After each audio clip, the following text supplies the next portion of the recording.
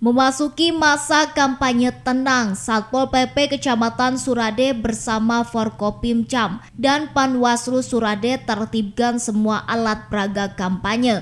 Penertiban ini dilakukan di Jalan Raya Surade Jampang Kulon, Surade Cibitung, dan Surade Ujung Genteng Ciracap.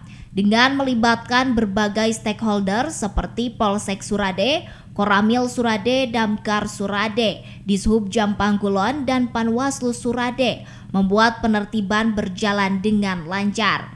APK yang sudah diamankan berupa bendera, banner hingga baliho kampanye. Semuanya akan dibawa ke Sekretariat Panwaslu Surade untuk diamankan.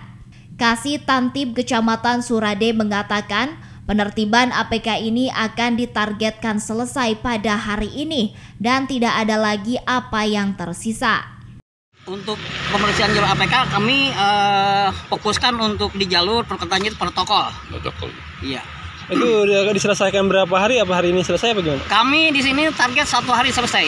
Dan mudah-mudahan setelah penertiban APK ini semua kegiatan ini berjalan dengan baik, lancar, tanpa ekses, dan juga sampai dengan pas hari H tidak ada kendala apapun dan APK sudah tertib semua. Dari Kecamatan Surade, Kabupaten Sukabumi, Indra Sofyan melaporkan.